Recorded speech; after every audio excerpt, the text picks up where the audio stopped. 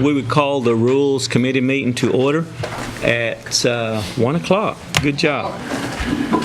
This time we will go to our Creator for the blessing. Sian national gi do de kalan di han og gi stelis skitsis. Ko ego the dad o list the God. And he's like not staff of them. The most gracious Heavenly Father, we come to you today with open minds and that we take care of the business of our people and our Cherokees. We just thank you, Lord, for all the blessings you have given upon our nation. Be with our visitors today and just be with our veterans and let us make the right decision on behalf of our people. Ko ige do juk tani don't need to like not staff to ostu get heste o zali heli ko iga skowin gasta. Amen. Wadon.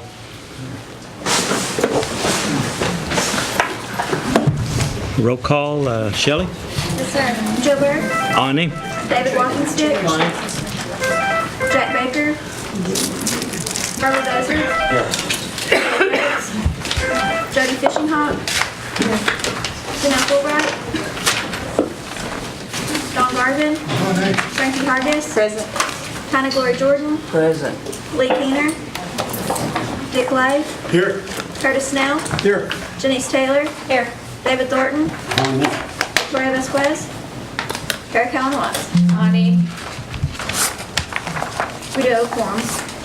Okay, this time I would accept the approval of the minutes. So moved. Motion Second. and a second. All in favor signify by saying aye. Aye. All as a have. Okay. Reports. Mr. Shannon Buell, Marshal Service.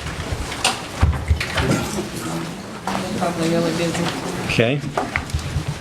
Office of the Attorney General.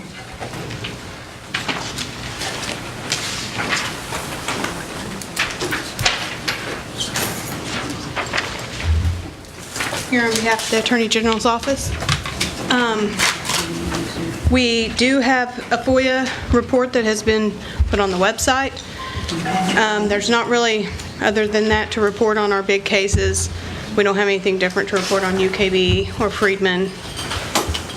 Other than that, I can answer any questions you may have. Okay. Any questions from the committee? Yes, Councilor Carrie Watts. Thank you. Where are we at in water planning and the water litigation process? I know that Sarah's working on that and that they have their meetings. And she could better answer that. I could ask her to Maybe let you know. next month's meetings. Okay. If we could have a report on that, that would be good. And then do we have the logistics of how that office for the Freedom of Information Act officer, how that's going to work? Yes, I think there's a job description and they've set up everything and it's within the budget for the fiscal year coming up. I may have missed that. You were saying it was in the budget, because I thought we had the discussion that was left out, we had to add it, and we didn't have details yet. So I don't recall an email. Now, I have 53 emails since I left Claremore. I thought it was in there, but I'm not part of the budget, Could so. we resend that by email to all the council? I'm sure I'm not the only one with questions. Okay, on the If you can, I FOIA. will take the email anyway. Okay. Sure. Okay, thank you very much, Sure. Elizabeth. I appreciate it. Thank you, Mr. Chairman. Okay, anybody? Yeah, Councilor Buzzard. Can you give us the dates on those two meetings for UPB and The UKB, they're in September. There's a deadline, I can't tell you the exact deadline, but there's a deadline to submit the findings of fact and the conclusions of law. It's coming up pretty quick. It is, first couple weeks in September, yeah, that those are due. Friedman, we're just waiting on the judge to make a decision, so we don't have any deadlines or anything. Weren't we given a date, September the 8th? Is 8th or I think 9th? that's, Yeah. September 8th is around. Okay. For Friedman? The UKB. Yeah, the Friedman, They're working on that. we're just waiting, correct? Yes. Okay, anybody else? Thank you, good report. So you covered codification as well? Yes, well, there's nothing new to report on that. We're still working on it. Okay. Mr. Chairman, Yes, ma'am. on codification, because I thought we were originally talking April or May. We are waiting on West. They've got our comments from our office. We're waiting on them So to. they have no ETA back to us since our part's done, or? I have not heard of one. but, And I know you're here yeah, on behalf of someone else. So. yeah. Okay, thank you, Elizabeth. But I appreciate it. if we get an ETA, we will make sure to let you know once we have one. Appreciate it. Yeah, sure. Thank you. Okay. Thank you, Mr. Chairman. Okay. Tax Commission, Ms. Sharon Swepston. She's unavailable. I'm here to answer any questions on any of her report. Okay. You want to just have a seat? Questions? Oh, come on now. Yes, ma'am. How are we doing on the new tag agency at Catoosa, Tulsa? Okay, the plans and everything have been approved. Construction is starting Tuesday next week. Including the state has approved the change in the MOA? Yep, everything's Okay. good. As far as, to my understanding, everything's good, and we're starting construction Tuesday. They gave me a timeline from 4 to 6 weeks to complete that construction. So once their construction's done, we'll be pulling our network and doing all that at the same time. So I don't know that we'll actually be in running 6 weeks from Tuesday, but that's our goal. We also have we're also having to move our Salsa office, so that's had to become the priority, because it's my understanding that we're going to be out of that lease. We have to be out of that lease by the end of September, so we have to get that going too. So Okay, so you'll give us a time when we grand open or whatever? But yes, we're ma'am. gonna do. Yes, ma'am. So in a form, because people are asking, so I need to be able to. Okay, thank you very much. You're welcome. Andy. Good. Yes, Councilor Buzzard. Andy, are we doing that construction in-house, or are we hiring a federal vendor to? it's going through C&B. I apologize, going through C&B. They're taking care of all that, and I believe they are contracting that out to GSE, but I'm not exactly for sure. I think they're a federal vendor. Yes. They're going. C&B's handling all that. So it's out for bid then. I think it's already been done. Thank you, Mr. Chairman. Anybody else?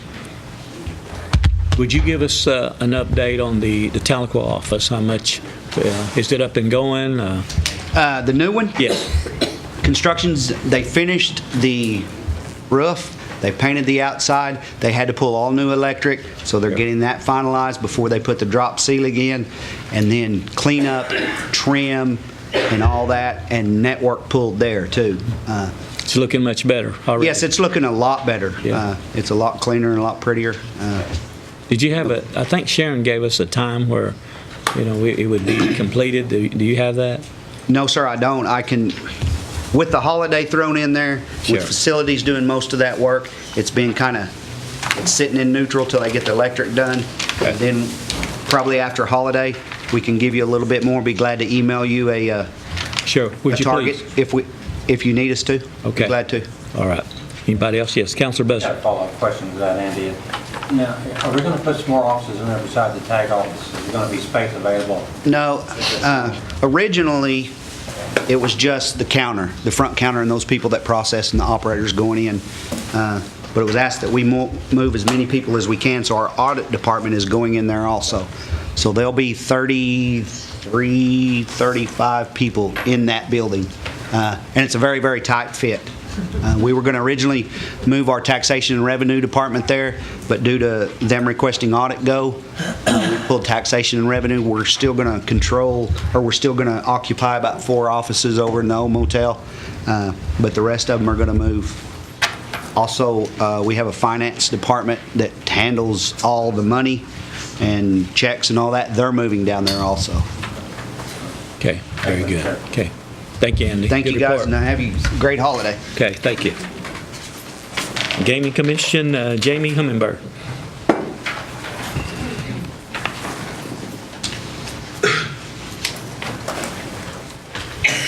Good afternoon, Council. Good afternoon.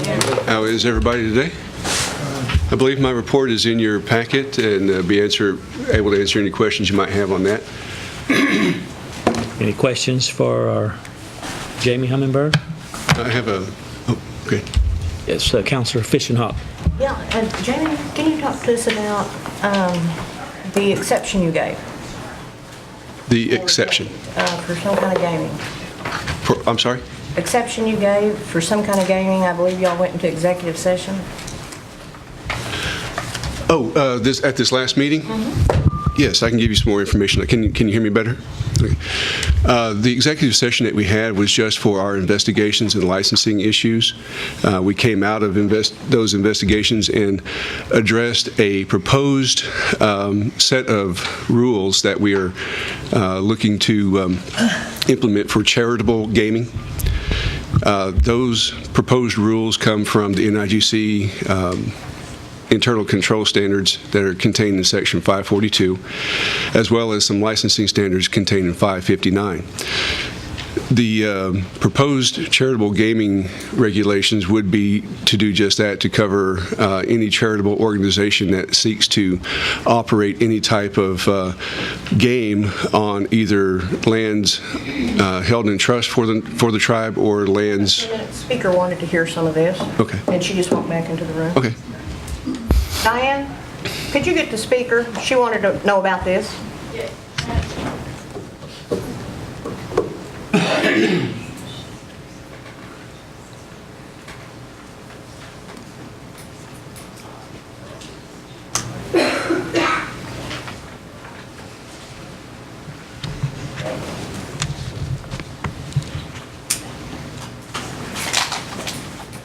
I'm sorry.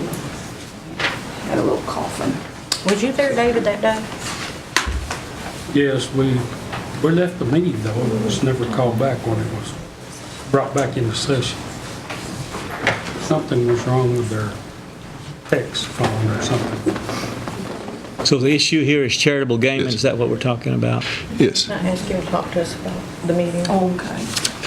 The issue on the proposed regulations would be to cover charitable gaming that is either held on lands that are held in trust for the tribe or those held in fee simple status, because under Legislative Act 20-06, the council prescribed the Gaming Commission's authority on any and all lands owned by the nation, whether or not they were held in trust. And what we are looking at is a Cherokee organization that is wishing to have a bingo night that holds a lease on property that is owned by the nation and has had that lease for some time. And what these proposed regulations would do was set the stage for the commission to take a look at that particular request to see and determine how that is to be governed, whether it's going to be governed by the rules of the Gaming Commission, or in this case, since the land is held in fee status, if it would be held in conjunction with or as a be subject to the state requirements. So what we have done with this proposed set of rules is the commission has adopted those as a proposed set of rules, and we have requested from the Principal Chief's Office under the Cherokee Nation Administrative Procedures Act an emergency provision to enact those rules and allow them to be in effect until the rules can go forward through the normal APA process, which would mean a 30-day comment period, review of any comments, any adjustments to the regulations, and then an adoption, formal adoption by the Commission. Yes, Speaker. Jamie, am I to understand that you sent something to the chief's office to ask that you be able to implement these rules immediately without the normal comment period? Yes. What we've requested is under Section 306 of the Cherokee Nation APA, the Principal Chief can grant emergency authority to allow proposed rules to be in effect while they are still being adopted. And there is a 90-day time frame under which those regulations or any proposed rule would have to be adopted. Okay. To your knowledge, has he signed that yet? To my knowledge, he has not. Okay. And your jurisdiction was on trust or restricted land, is that right? Yes, ma'am. And this charitable organization, where do they sit? Are they on trust or restricted land? No, ma'am. The land is considered fee simple status. So are you asking to expand your jurisdiction? No, ma'am. This jurisdiction already exists, and you might have been in the back when I mentioned that Legislative Act 20-06 says that the commission would have jurisdiction over all gaming on lands owned by the nation. And I believe at that time the intended area of coverage was for Will Rogers Downs, because the racino, the track, and the facility there sets all on fee simple land. Okay. And in this situation, in your opinion, what constitutes the emergency to request that we go outside our normal procedure? With the organization being a 501c3 charitable organization, and this is a means that they are looking towards to raise funds for the maintenance of not only the community center that rests on that property, but also the adjacent cemetery for the Victory Cherokee organization. Do you intend to allow all organizations of this same type to have the same exemption? Well, the exemption has not been granted. There has not been one requested.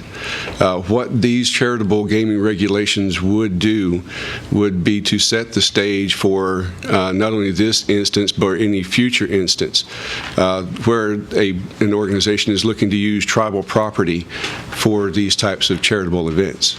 So it is intended to answer a question that we, at this point, up until recently, we didn't know we really had, and that is, how can a Cherokee organization use, or any organization use, any tribal property, and for what purposes?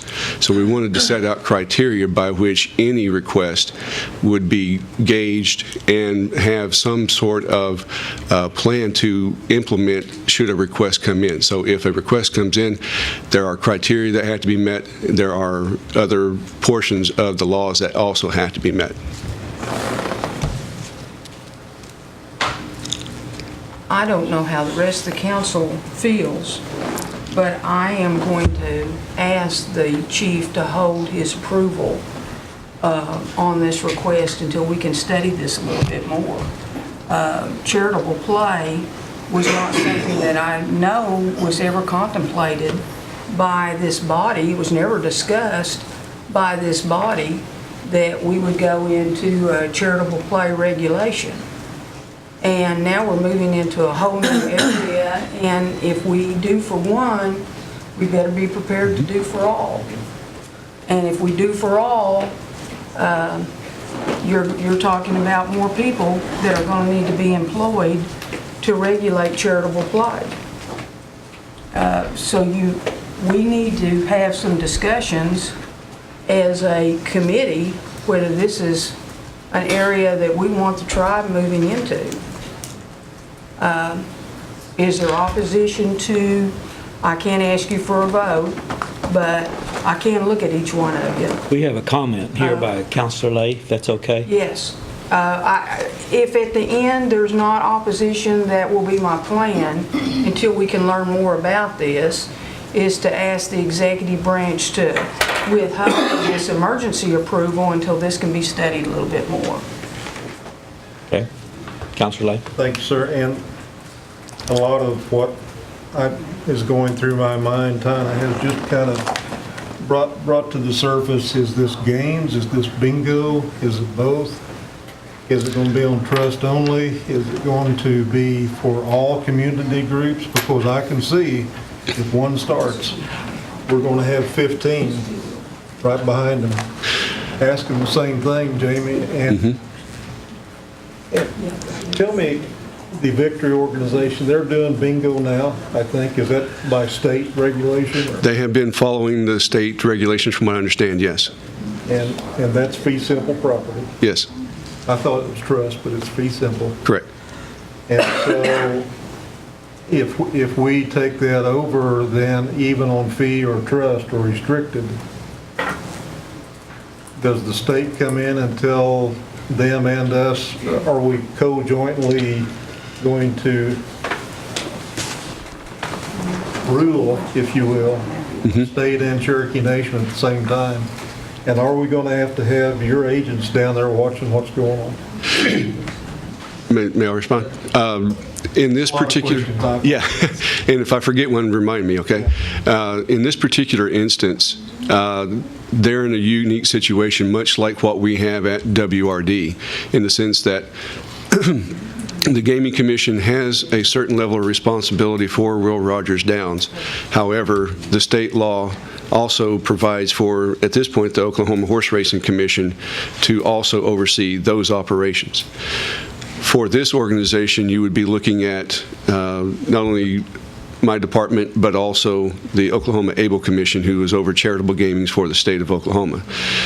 I would see this situation much in the same light as I do what we do with WRD.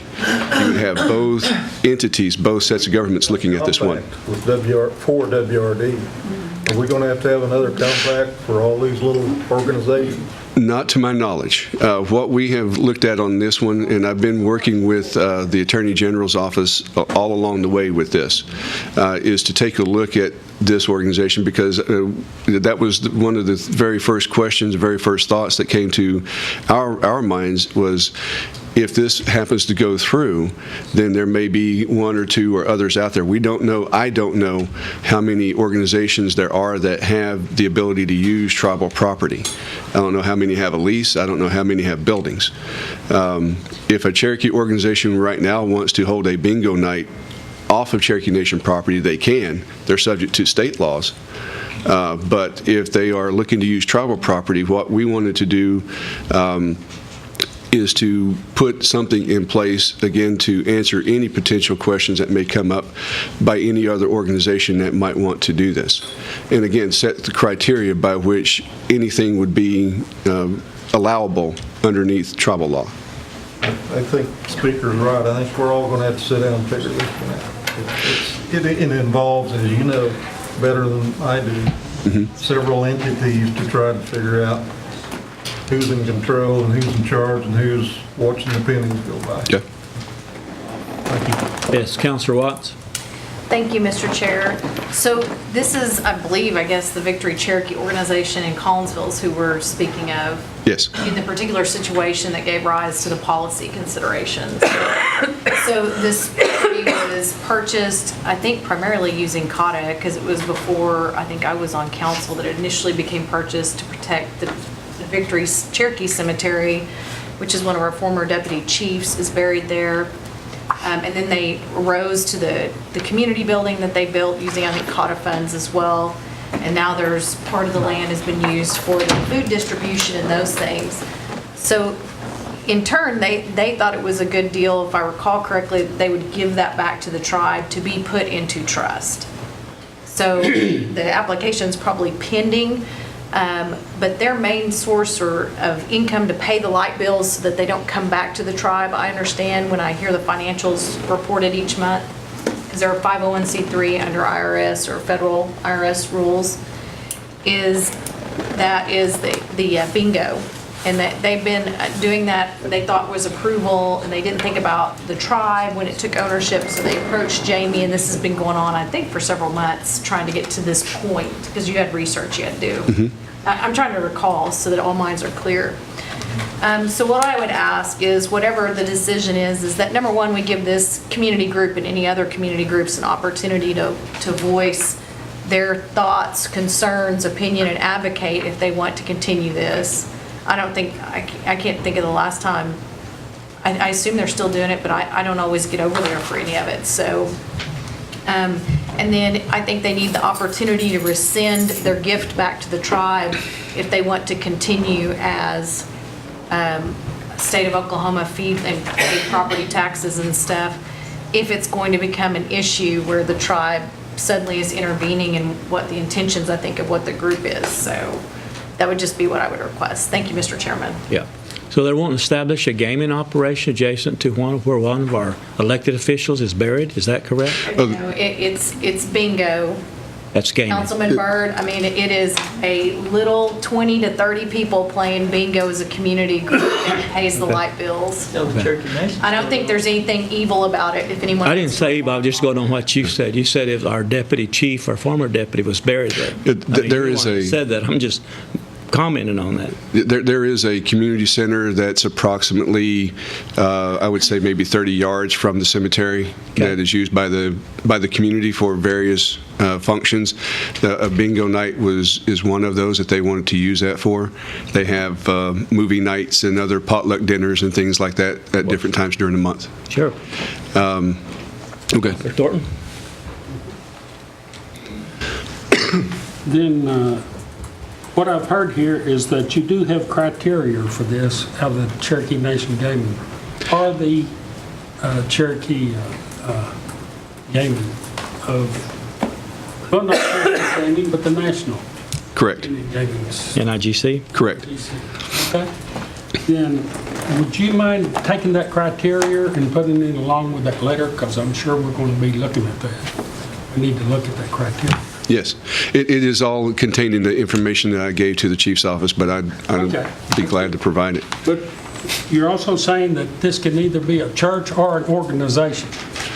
I'm saying, at this point, I'm not saying that it's limited to one organization type or another. I'm just saying if any organization that would want to use the nation's property, whether it's a for-profit or nonprofit or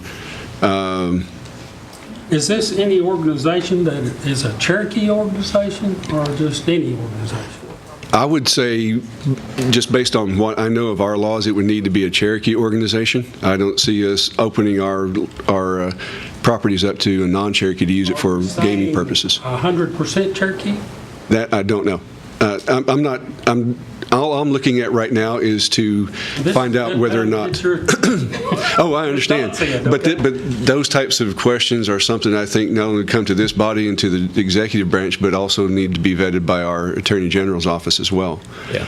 And what I'm looking at with this one, and as I mentioned, I have been discussing the whole proposed regulations with our AG's office and have been working with Sarah on this. And she gave the commission a legal opinion that did state that the commission was able to propose these regulations, not only through Title IV, but through NIGC regs. And also pursuant to the revised Title IV that has been sent into the NIGC, there is provisions for charitable gaming in that document. There would be something in that document to say that this would be inside the Cherokee Nation, in the boundaries. Within our boundaries, yes. Within our boundaries. Yes, sir. It kind of gets me when you say fee simple land. Yeah, and we got Cherokee organizations outside correct. Cherokee Nation. And if we go over there and start having bingo in Choctaw land or Creek land or somewhere else, we'd love to get in trouble. So, I agree. okay. But what we would be looking at is any lands that are owned by the nation. Do you know of any other tribe that does this? Does charitable? The closest correlation I can give you is Creek Nation.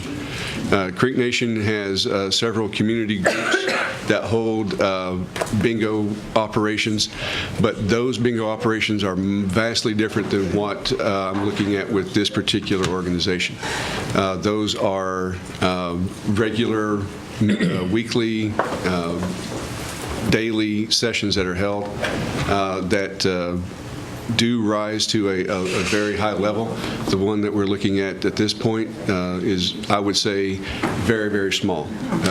And they regulate those? The Creek Nation Office of Public Gaming, I do believe, has some authority over those operations, yes. And do you know if the state is going to ask for a percentage of this? I don't believe so. I don't know for certain, but I don't believe so. So, thank you. Oh, yeah, the regulation would be on in your ball field or in the C&E's ball field. In the state. Because you're going to get these all over. I mean, if we do this, every little old community in the country is going to work because you talk about down in my country being poor. We're poor, So I know they're going to be asked to be done all over the country, and you know that too. Oh, yeah. That's all I have. Are we good? Councilor Walkenstick. Jamie, you were talking about the property's got to be on on Cherokee property for the charitable gaming. Would this fall into effect with our new housing, with land that is owned by the Cherokee Nation? Because we got to deed that land over to the tribe. So would those people be eligible for this charitable gaming? That is a good question. I'm not saying that they would or would not at this point. I don't know. I think that would be a legal question that I would need to get some reading on from our Attorney General's office.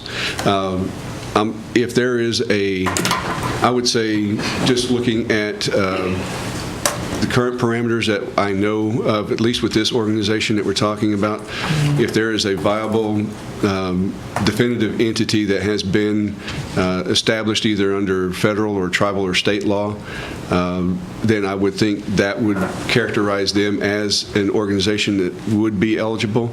But there again, that's the criteria that we're looking to set with this, is what would you need to be, what information or what details would you have to have in order to be considered for a charitable gaming operation. Okay, so we haven't set up everything yet. No, and what we're looking at with this one, based on the information we had in hand, it appeared to be along the lines of what we would expect, but there are still portions of that criteria that would need to be refined. Yeah. Well, I know that's how we started off as a tribe, was with bingo, and now we're at today. But I don't know. I'm kind of with Speaker. You open up a can of worms. I know it's innocent bingo, and they're making a little bit of money on the top to keep your doors open, but you do it for one, you got to do it for everyone. Agreed. And sorry to interrupt, but that's exactly why we wanted to get a definitive set of criteria out there and some regulations out there, because, as you said, you do it for one, you do it for the next. Yeah. And if another one comes along, it would be nice to have something to give them to say, here's what you have to have in order to be considered. Otherwise, anything done by that organization or by that group would not be considered legal. And we want to set a legal precedent and set the proper foundation for anything that is to come. Sure. That's all the questions I have. Thank you, Chair. Councilor Fulbright? Yes, thank you. I've got many big concerns about this. To me, the Gaming Commission already has more than it can say grace over. And Bruce Davis at Facilities Management reported to us how many of these individual community buildings that we have, and it was an enormous amount. We've got 5 or 6 just in Sequoyah County. If we were to open this up to our community buildings, keep this from spreading over to, say, for instance, Redbird Smith Ceremonial Grounds. They decide they need money. And every little organization all over, churches, and just different things. And I think we need to go slow about this and really look into it. It might be legal according to the NIGC that we can do this, but I think we're opening up a whole big can of worms that we don't need to go into. So I want us to examine this further, not hop into it in a hurry. That's all I have to say. Thank you. Speaker? I know that when we're regulated, also part of our regulations includes how the gaming dollar that we earn can be spent. Is there a proposal within your policies at this point to tell these small charitable, I'll call them charitable gaming, what they can do with the funds that they retrieve as a part of this process? At this point, there is not.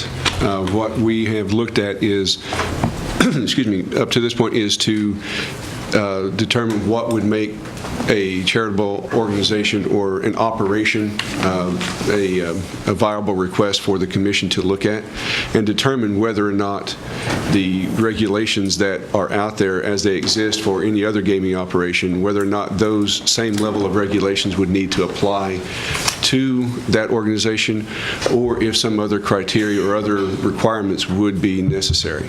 And did I hear you, Jamie, say that this possibly could be for an organization that maybe wants to come do charitable gaming on our lands, but they are a for-profit organization? No, I didn't mean to imply that we would open it up to that. I'm just saying at this point, I have not, and the commission has not said that it only applies to nonprofit organizations or anything like that. What I'm saying is that type of criteria, whether if this does become a potential reality, that is the type of criteria that we would like to set, to say that anything that is possible charitable-wise on tribal property has to meet this criteria. And if that criteria says you have to be a 501c3, then a 501c6 would not be appropriate.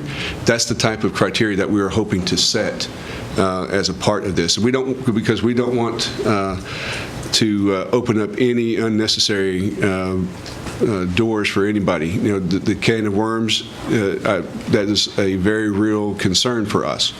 We don't want to do anything that is going to have unintended consequences.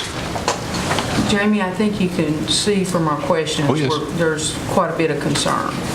I see the AG is, or the Secretary of State is back there, I believe. Well, while the Secretary is making his way up, Jamie, first I want to commend you on looking at options and viable ventures for our communities, because they are in dire needs. And we want them to be self-sufficient. But there's still some, I think, regs that I'm not real clear on. I'm not sure you're clear on how we're going to keep these people in compliance. I think if we take our time on this and look at it a little bit closer, and maybe we can find some viable options here. But I commend you for looking at ways to take care of our communities. Thank you. Councilor Buzzard? Just before the Secretary of State speaks. I wasn't done yet. I think. Hey, Councilor Buzzard, Speaker said she was not done yet. Oh, I'm sorry. That's why I called the Secretary of State up. I know you're the highest ranking representative here of the executive branch at this point in time. And I would pose this question to you. I don't know if you all even realize yet that you are going to receive notice, or maybe you just received this notice. And I am wondering if you would convey a message to the chief, just for me. I don't know how others feel about it, but I'm asking that the chief hold his approval on this until we can study this a little bit more. Certainly, Madam Speaker. Actually, just as I was leaving the office to come down here, Kane and Duncan, our Assistant Government Relations, had opened it up. So I have not had the chance to look at it. I didn't plan on this afternoon to visit with Principal Chief. I haven't had a conversation with Principal Chief about this, but I do think be deliberate about the way we go about this and take our time to look at it. That's all I can add at this point, Mr. Chairman.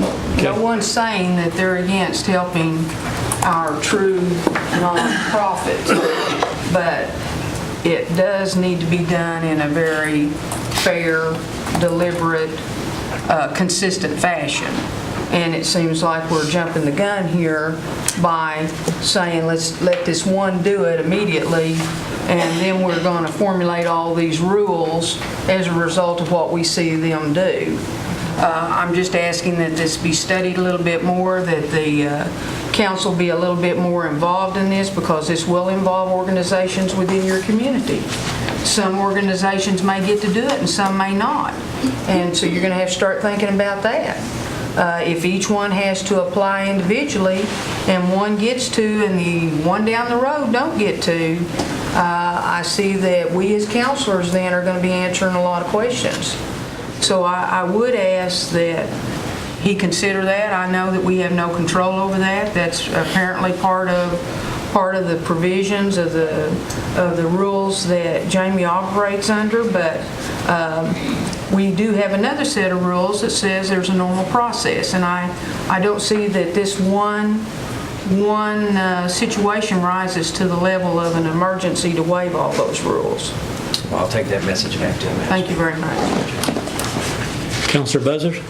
And I think what the other council members have said is a real concern of all of us. And I want to just back up what you said, Chief Byrd.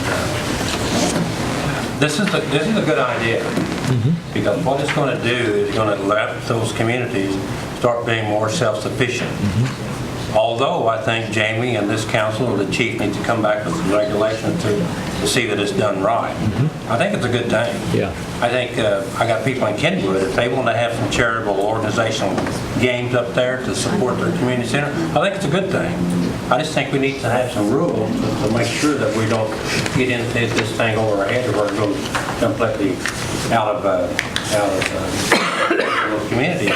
I think this is a good thing. I just think we need to look at it a little bit more to make sure we're doing it right and not jump into it. And I agree with the speaker. We probably need to hold off on this till we get regulations set up in place. So I think it's a good thing, Jamie. I know we're always talking about and we support our communities, and this is one way for the community people come in to support themselves. So I think what you said, Mr. Chair, is a good idea, and I think, Jamie, if we look at it a little bit further, I think we can work it out. So, Yeah. Thank you, Mr. Chair. Councilor Taylor? I have a couple of questions. The first one being, have we issued charitable gaming licenses before? Do we have some out there already? There are no charitable gaming licenses out there. This is the first instance that we've looked at for charitable gaming. Okay. And if they are already doing charitable gaming under state regulations, why is it necessary for us to get involved? The only reason is because of that Legislative Act 20-06 that I mentioned, where the definition of Indian lands or lands over which the Gaming Commission exercises jurisdiction includes fee simple land. And since this is property owned by the nation has issued a lease on that property, and it is in fee simple. That brought it to our attention, and we had to address it one way or another. So that way we are in compliance with our gaming ordinance. All right, thank you. Let's let Councilor Keener speak. He hasn't spoken yet. Mr. Chair. Jamie, does the regs 542 and 559 cover what we need to as applicable to the Legislative Act? 542 provides a minimal, and when I say minimal, there are no specific regulations. It provides minimal guidelines on what a tribe should look at when it develops its own set of regulations for charitable gaming. And 559 is the facility licensing requirement. It too provides general guidelines on what tribes should do to develop their own facility licensing regs. What we would need to do with both of those pieces is to come up with a set of regulations that are specific to charitable games, charitable operations, so that we can comply not only with those two portions there, but what we also have within Title IV as well. But it sets a process in motion by which the specific regulations and criteria and process is developed by the tribe. And what you're proposing to the chief is just a stopgap until that's done and accepted by council. Chief? Yeah, the intent behind that was just to get us in compliance, as I mentioned, so that we don't inadvertently take any negative action towards the Cherokee organization, because we don't want to harm them in any way. We want to simply be compliant. So they can continue on under the state? Correct. Okay. Okay. Thank you, Jamie. You good? Mr. Chair. Councilor Walkenstedt. Well, first I'd like to commend Councilor Fishenhoff for bringing this to our attention. I don't get to go to the Gaming Commission meetings, and I know we got a couple council members involved, and I understand this went to executive session. This topic did. It's kind of what you mentioned a while ago. But I mean, I know you may not have been intentional about not addressing the council on this issue or bringing it up, but it sounds like this was a very sensitive subject that needed to be addressed, and the stakeholders in this room needs to be informed on this. I just encourage you in the future, if you sense there's a subject or a topic that may be sensitive to this body, that you would bring it to our attention through email or one-on-one, or instead of just saying, well, here's my reports, you know, is there any questions? You know what I'm saying? So I just ask that of you, and it's in the future, because again, I don't get to attend these meetings, but I do commend Fish and Hawk for bringing it to our attention.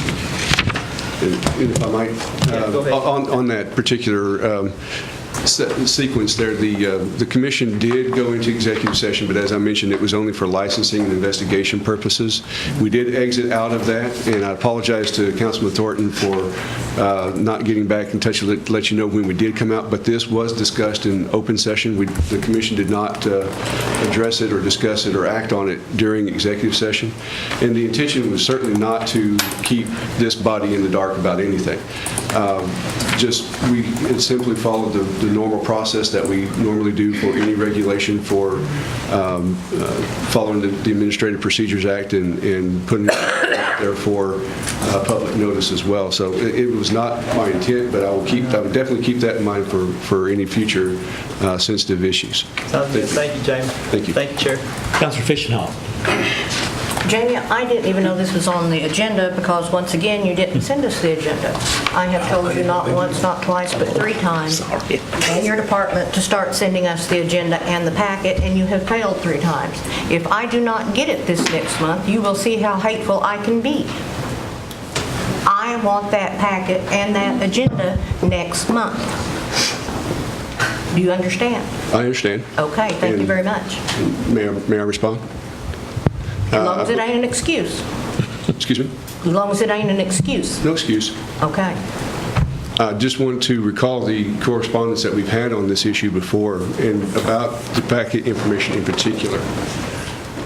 And at one point, you mentioned that we would be getting an opinion from the Attorney General's office that would allow you to get the full packet that we provide to the Commission. We have not received that yet.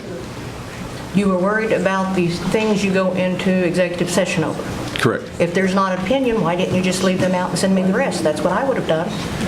I was following the instructions of our chair to say until we get the opinion that we keep the things as status quo. Did anybody even think about what I said?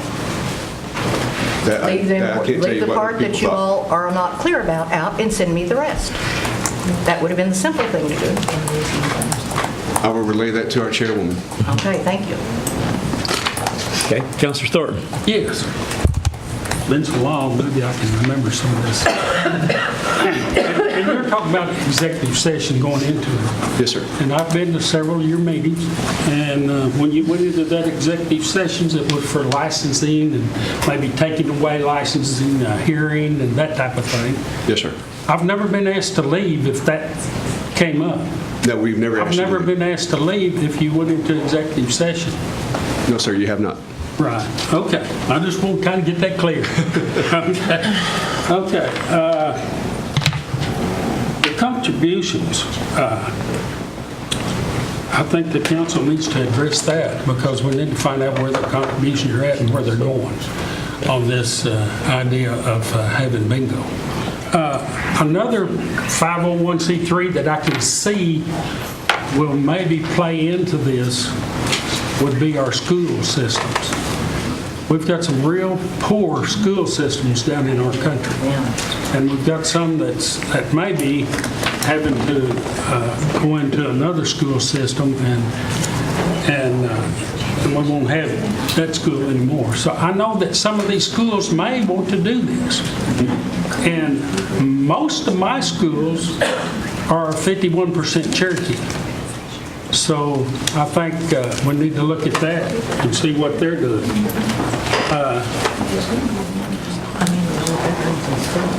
I think we need to realize what's going on with gaming too in our communities, because I can go in just about any get and go There's gaming going on in that get and go. There's a machine or two. I can walk into any VFW hall in the country, and there's gaming going on. And I know they don't go by state laws. We certainly don't govern them, but I know that they have them, and nobody's done anything about that. But I also want you to think about this, because I know there's been a subject come up 2 or 3 times with Blue Ribbon Downs. And that subject was maybe turning Blue Ribbon Downs into a gaming area. And I know that it's not restricted. But I don't know if they can have bingo there or not.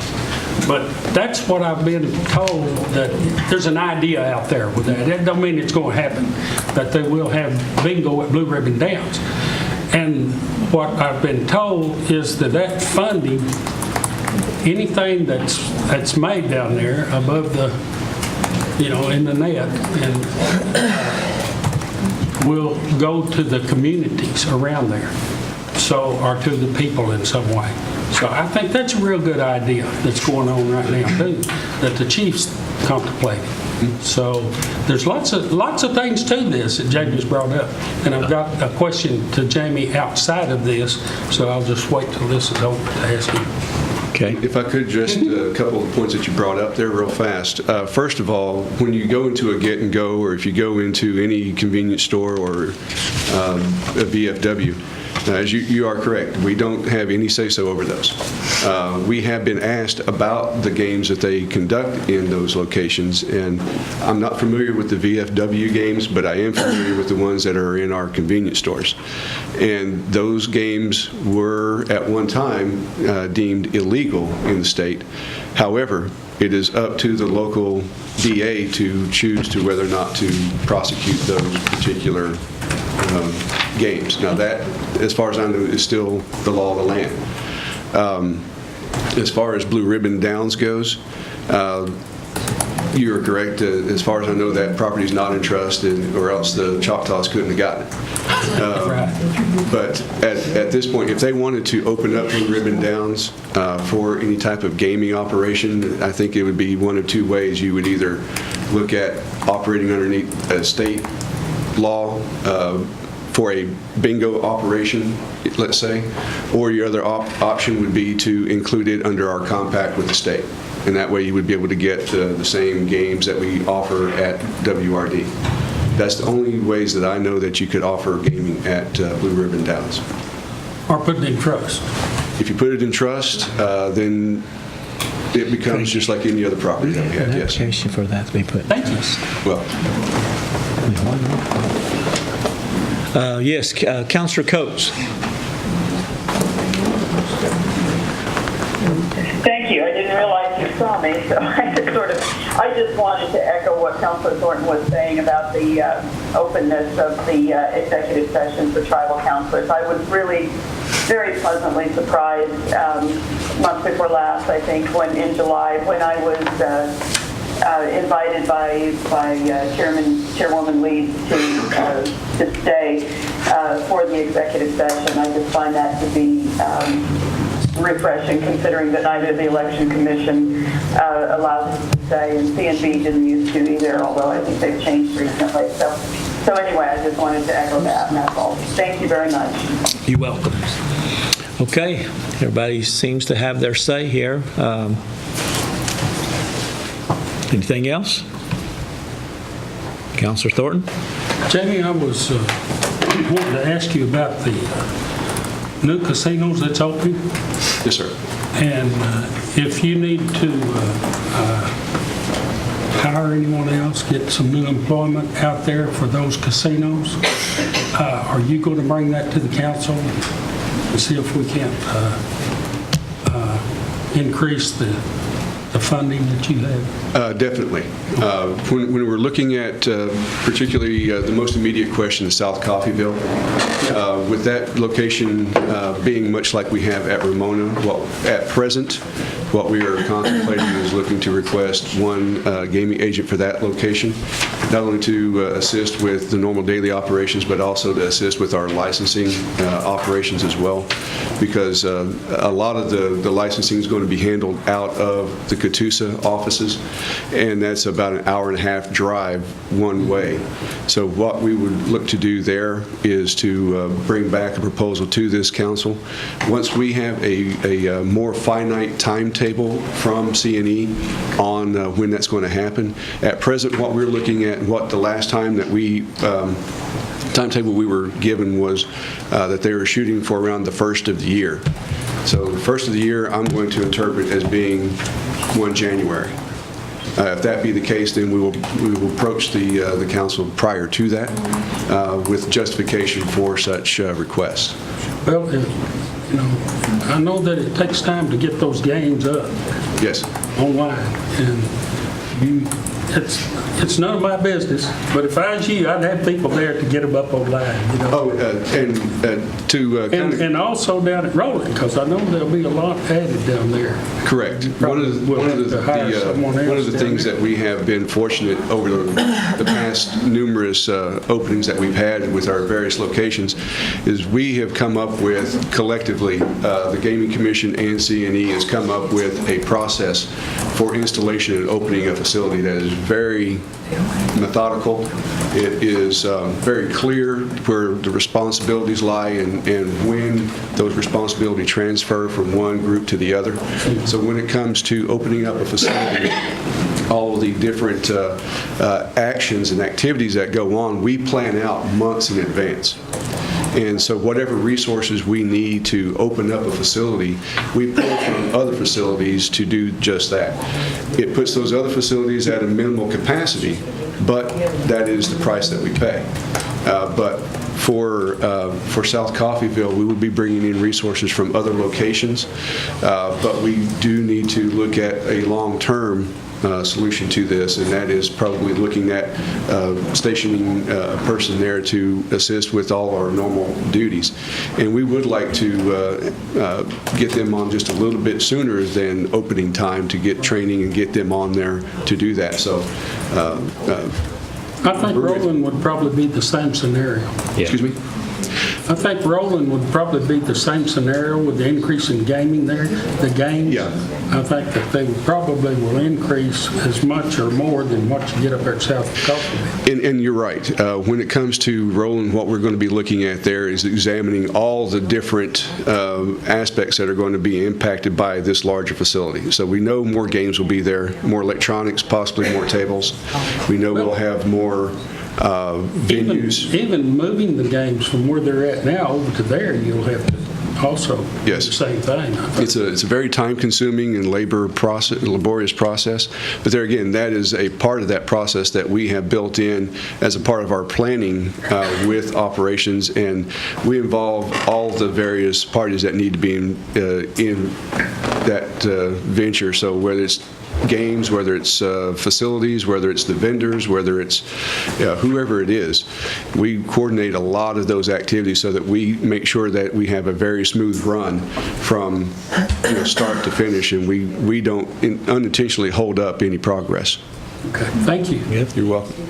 Jamie, I think what I'm hearing here is that the concept is good. I for one, don't see the urgency of jumping into this yet. But again, when we come up with viable ventures, I think we need to strategically look at the geographics of where different profits might go. And once we do that, I think we may put a plan together. Because one of the places that I was adamantly opposed to when I was in office is this one right here by our Head Start. The last thing I want to do is see our Head Start kids come out and be looking at a casino. Just months after I left, we started breaking ground. So that's what I'm opposed to. Let's make sure we do this right, because I don't want to be known as the gaming tribe. That's not what the Cherokee Nation is all about. I mean, if we go out and visit our elderly out in communities, we might get a different opinion what they might say about gaming, okay? So let's just be cautious as we move forward. That's our revenue, but yet, that's not what we are as Cherokee Nation. We're more than just gaming. Understand. Okay. Good report. Next.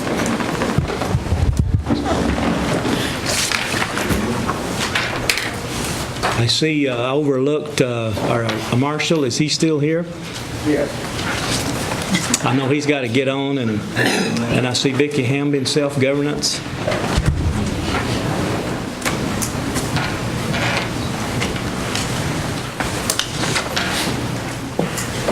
Good afternoon. Good afternoon. Sorry I was late. We're moving trailers and trying to get everything ready for this weekend's event, so. Totally understand. I know you guys are the busiest group right now, and we understand that. So you do have the report in front of you, committee. If you have any questions for our marshal, Councilor Watts. Thank you, Mr. Chairman. How many times are you visiting Clearwater Indian Hospital each week? Is it still just once a week? Or? No, we're doing 3 or 4 times a week since our last rules committee, so. Thank you. And Matter of it was fact, just 2 emergency orders? Okay. yes, emergency order of detention we just did. Jess Anderson is one of our marshals that actually, he lives in Pryor, so he's pretty close to Claremore, and he's actually put that on his regular patrol schedule, so. Thank you very much. I appreciate the update. Thank you, Mr. Chairman. Good. Good report, and we'll see you around this weekend. I'll be here this weekend. Okay. Councilor Snell. Yeah, on our new roads that we just, like the Twin Oaks Bull Hollow Road. Okay, on the guardrails. Someone's already stove the end, you know, the landing pieces? Yes. Are you familiar with what I'm talking about? How do we go about, I know, do we talk with the Delaware County Sheriff Department, or is that your department, or how do we go about guarding that? Okay. With our cross-deputation agreements, a lot of those things are stolen for the scrap metal value, and so our investigators actually go around to some of the places that sell scrap metal periodically to see if they're getting metal from road use. So the Oklahoma State Department of Transportation is also very intrigued with the theft of stuff that becomes a safety issue with motorists. You know, if they steal signs, if they steal guardrails, all those impact safety in our community. So we try to keep on top of that as we can. Okay. Thank you. Anybody else? Thank you, Shannon. Thank you.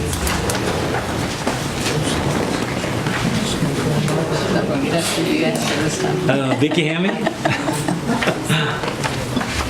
I apologize for that. That's okay. I will always defer to a marshal. So that's not a problem. That's a good habit.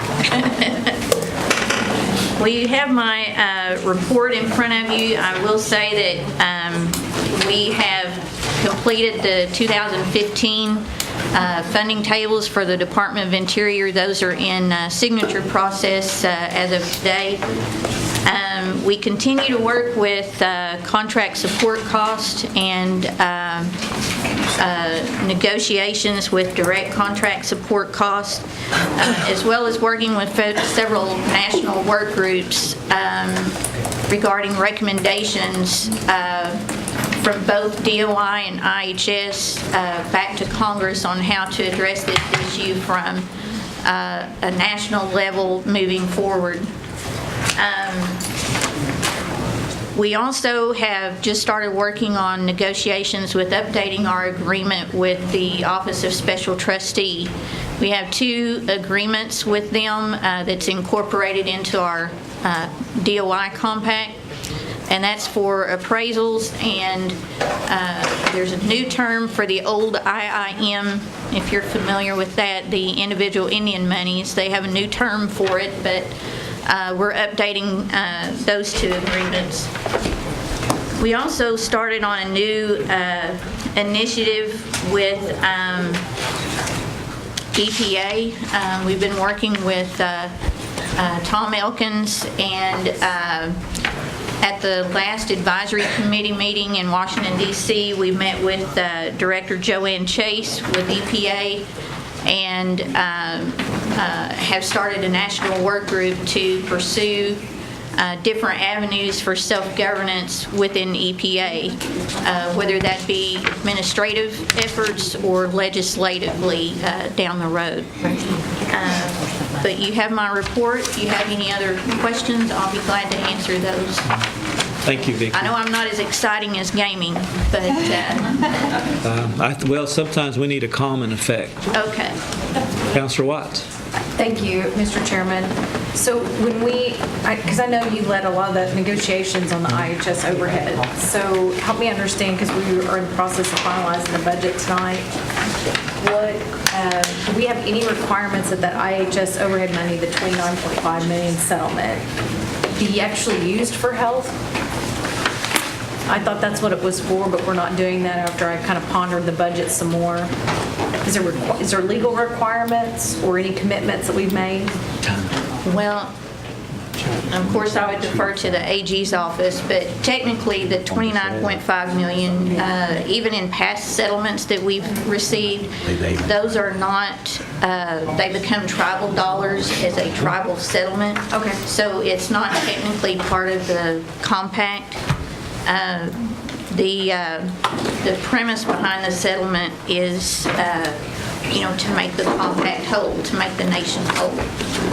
But there are no restrictions. That would be up to the council and administration as to how they want to spend those funds. Okay, very good. Thank you very much. I appreciate that. Just need my mind clear, so thank you. Thank you, Good. Mr. Chairman. Yep. Any more questions?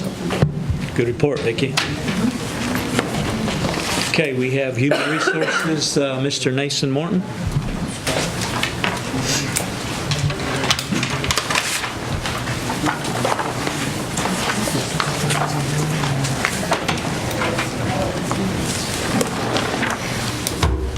Good afternoon. Good afternoon. Let's see, since last month, I had mentioned the electronic EAN process that we were testing it. We actually started going live with it last week. We're testing it on the Veneta and Muskogee clinics to see if we can do the entire EAN paperwork by email. And what that does, that saves someone having to drive down a piece of paper after it's signed by the chain of command and then having to drive it from Veneta to Tahlequah.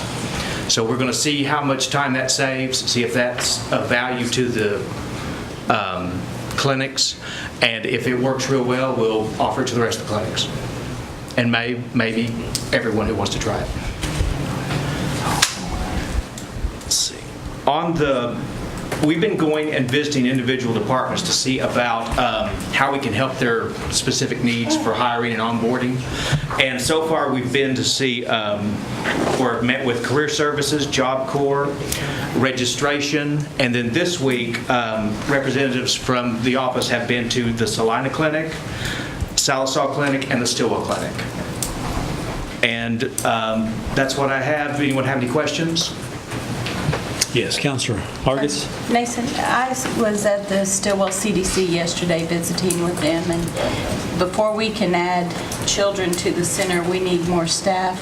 They have made a selection on 2 full-time and 1 part-time, and have called a couple times, and all they're told is it's in process. Can you follow up on those? I'll find out.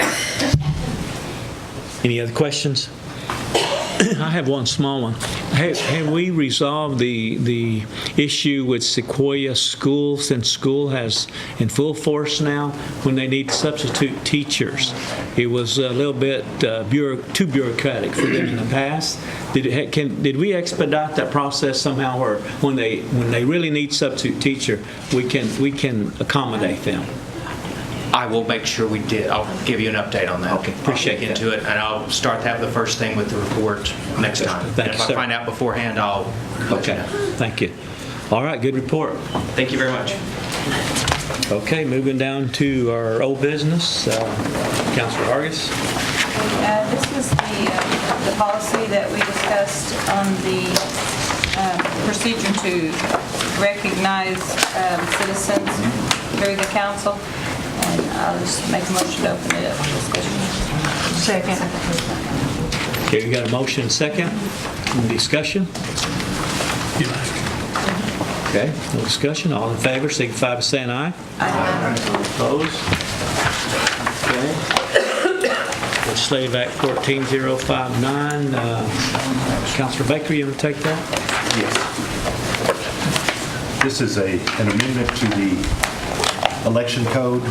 It's going to be 28 of our book on the return of absentee ballots, and which says the envelope we would like to insert, or a jurat inserted inside the envelope, must be notarized and the notary seal affixed for the ballot to be counted. And I'd like to make a motion that we approve it. Second. Motion, second, discussion?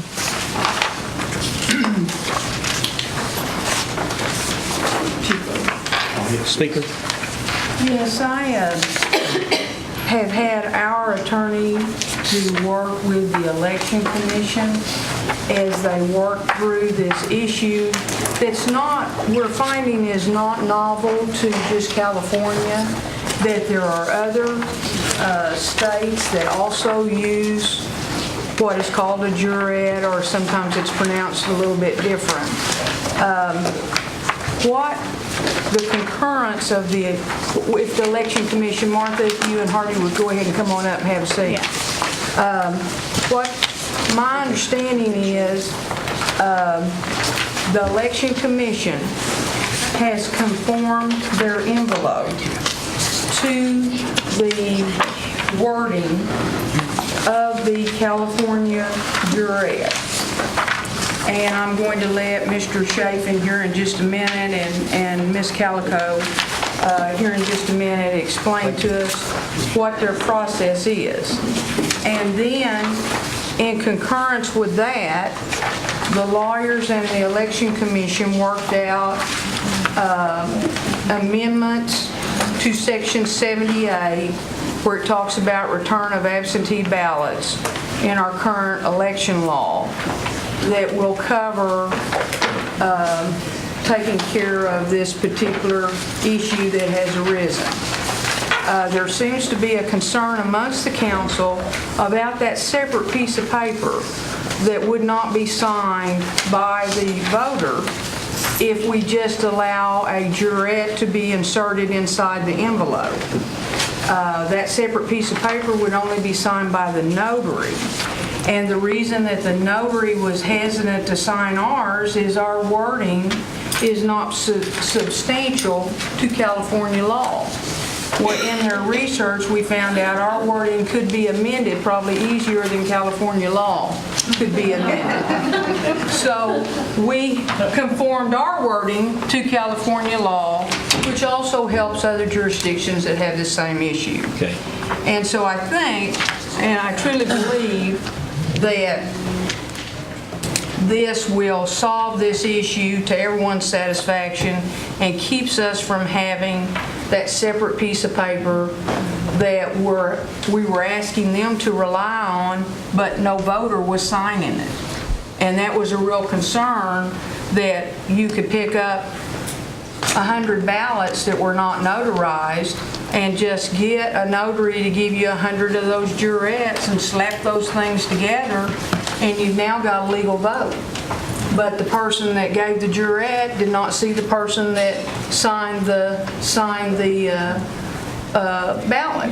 So we needed to do some tweaking so that everyone had a comfort level that what we were doing was legal, but we also wanted to confirm to their wording.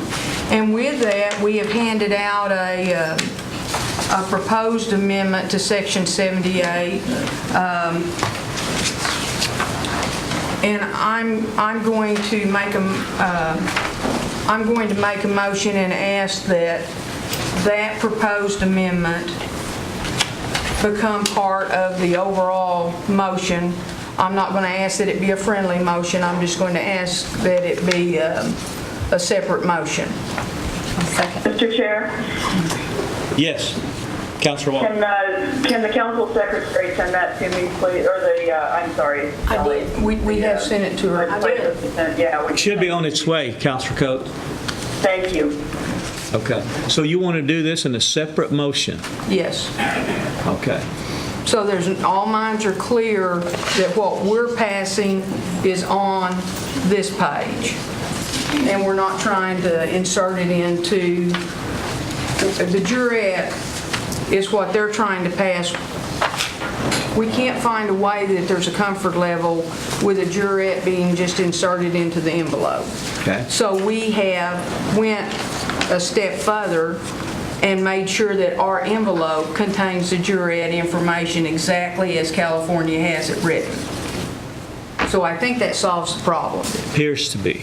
Now, I have asked Mr. Chafin and Ms. Calico to come up to, if there were questions. I was sure there would probably be, after the motion and second, be some questions. Or maybe they would just like, I would just like to defer to them and let them make their comment. Harvey, you want to explain and see how we did accommodate? Envelopes and all that stuff. And I asked Commissioner Martin Calico to come with us today because she has served on the election commission for 24 years this year. And that's significant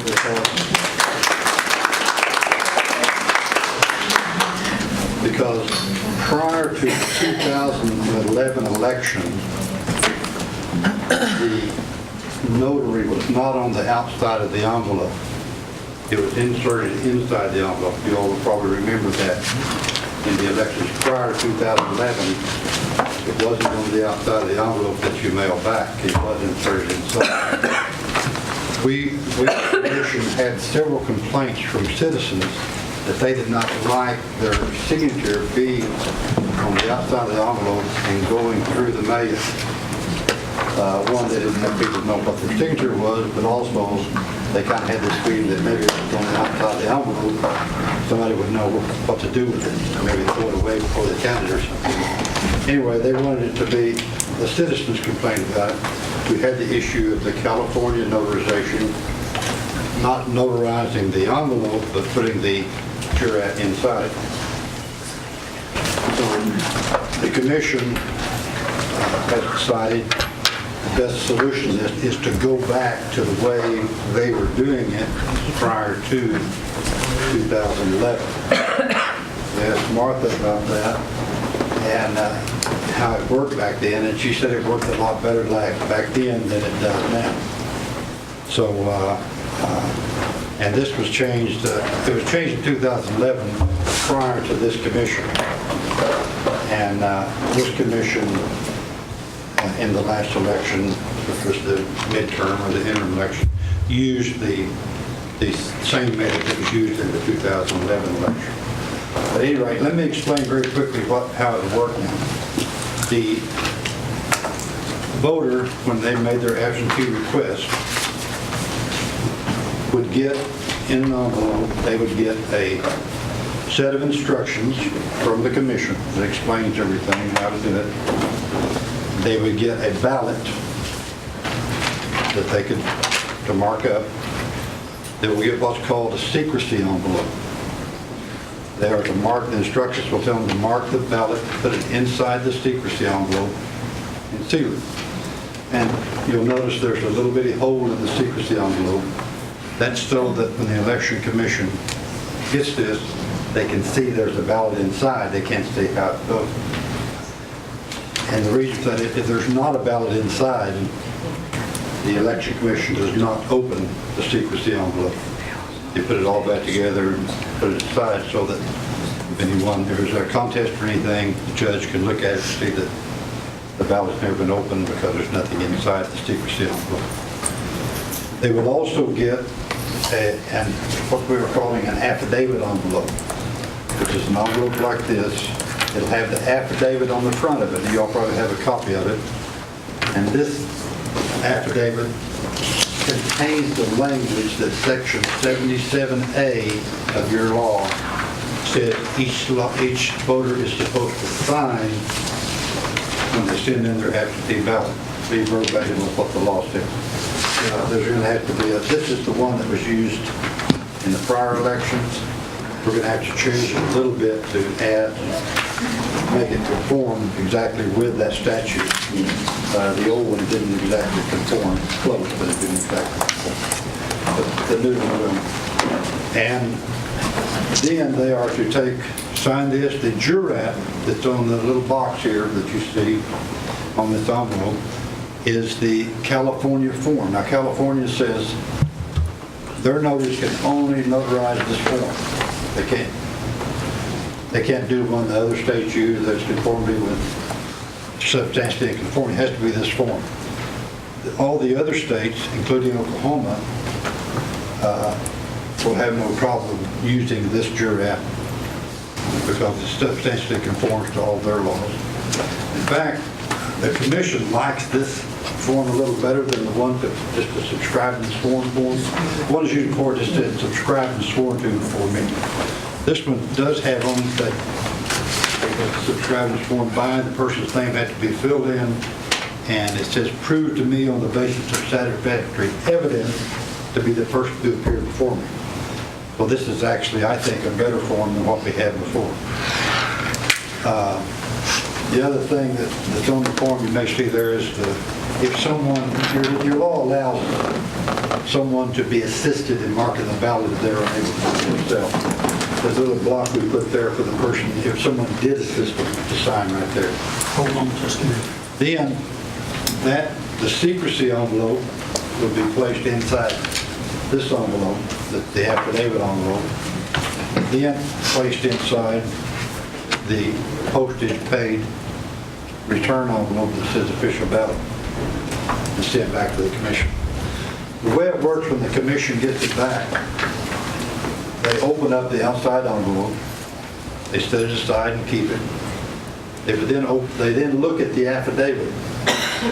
If the affidavit is properly filled out, properly notarized, then they open the affidavit envelope, take the secrecy ballot out, and put it in a ballot box. They separate the ballot from the names. If the affidavit is not properly filled out, if it's not notarized, or it's not signed by whoever it was mailed to, then they set that aside and do not count that vote, which is what your statute says they're supposed to do. But they keep track of the return envelope, the affidavit envelope, and they even keep track after they take the ballots out of the ballot envelopes. When they get all the ballots in, they count all those envelopes. They're supposed to have the same number of return envelopes, ballot envelopes, and affidavit envelopes, but they have ballots.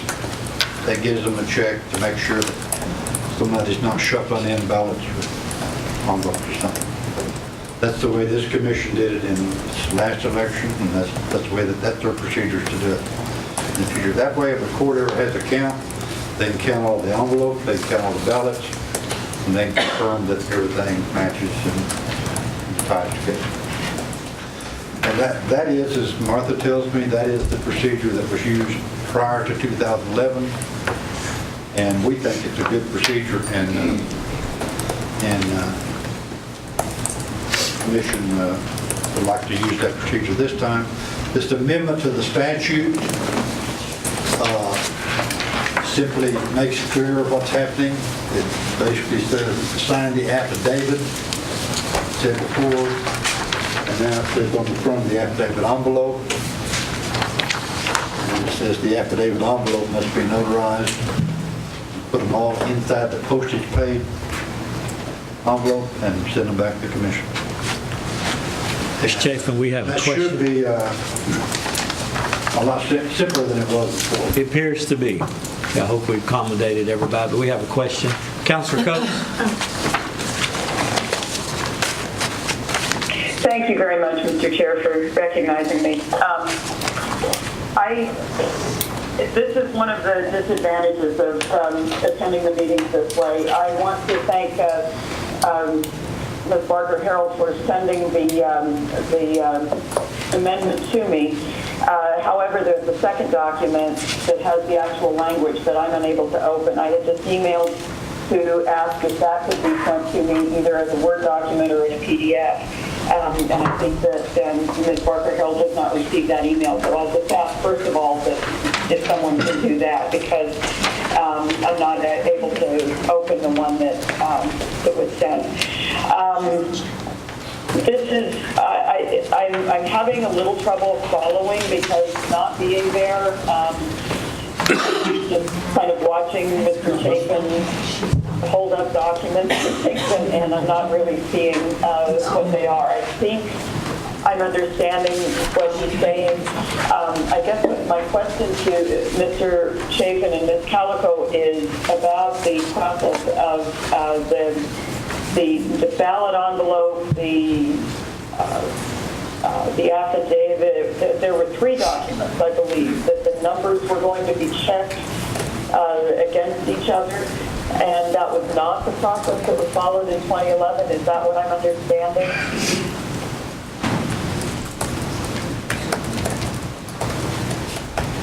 It's in, prior to 2011, there was an affidavit envelope inside the package that was signed and notarized, and the ballot envelope was put inside the affidavit envelope. And then that was put inside the return envelope and mailed back. That's what I understand. After 2011, the signature was on the outside, Harvey? After 2011, then it changed, its signature was on the outside? Is that correct? Correct. Okay. They just put it on the bottom and had it subscribed and sworn in. Okay. The envelope that they will mail it back in this time is just like this. Okay. Last election, it was not just like this. Here's the notarization step. It's been covered up. I'm completely unable to see any of this. Shelley's resending That's why I'm confused. Shelley's resending those, Councilor Coates. Okay, Yes. so we have an envelope that comes back to us that looks just like this. Then we have the affidavit envelope that's notarized that will have California. And by the way, it's not just California, but there's some other northern states that also are like that. And this will work for them. Good. That goes in there. And then the secrecy envelope, the one with a little hole in it, here's our ballot, here's our secrecy, it goes in here. Another reason for this hole is when we have opened these, we don't open these envelopes at the same time. We open this one first, put it in the mail tray, it's over here on the table. Then we eventually open this affidavit one because this is, we know that this person is a voter, they're registered, we're going to count it. So we open it then and get this out. Then it goes in a mail tray all by itself. We keep separating them. Then when we finally get the ballots, we can pick up 100 envelopes and if the whole match, we know that we haven't got any envelopes in, any ballots in there because we've done that before too. Yeah. That happened in court about 15 years ago. Yes. Diane? Mr. Chafe and I have worked on this language, and then they put together that affidavit language, which includes the California language.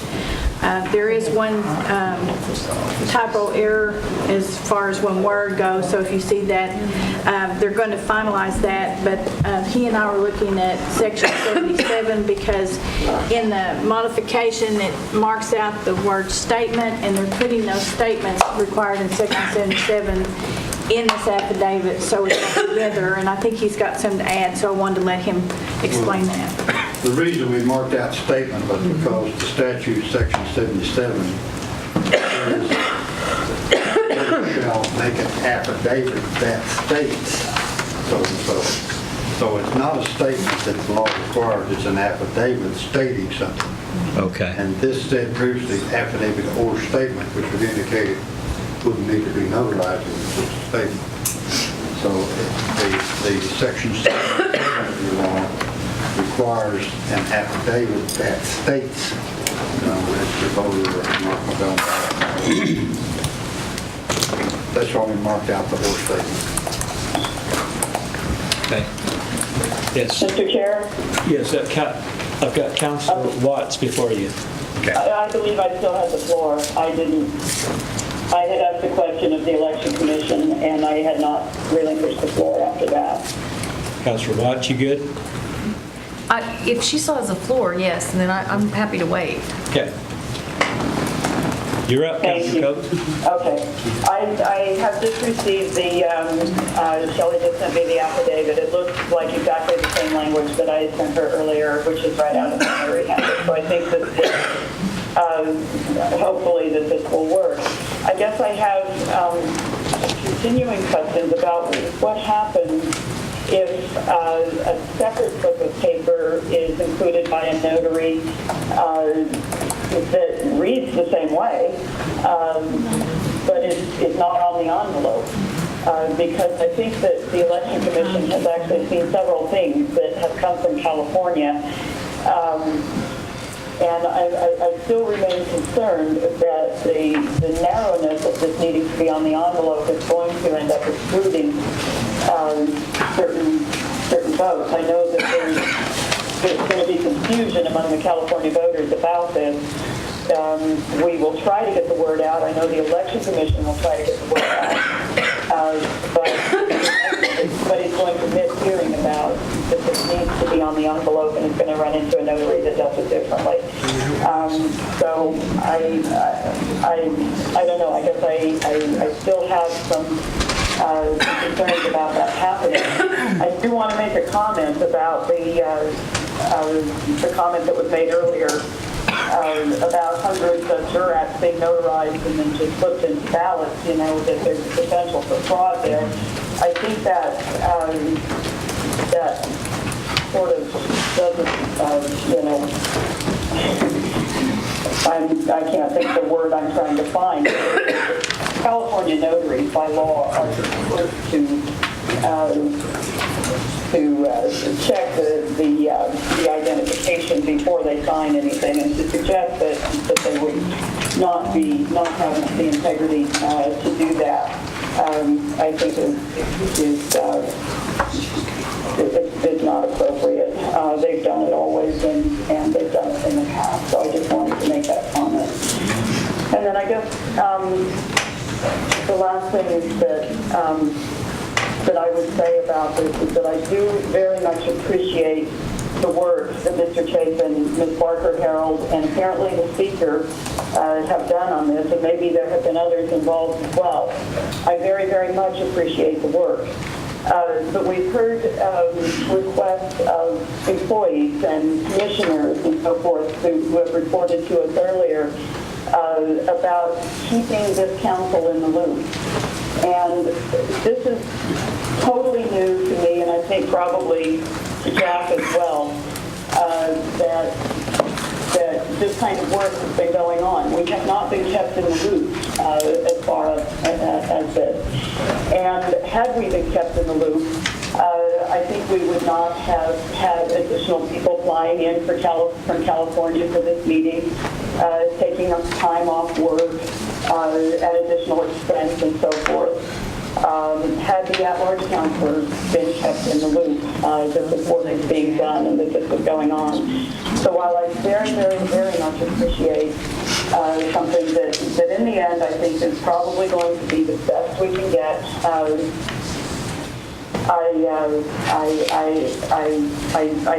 will just also say that I very much have been appreciative of being informed that this work was going on, so that we could have saved people from time and money.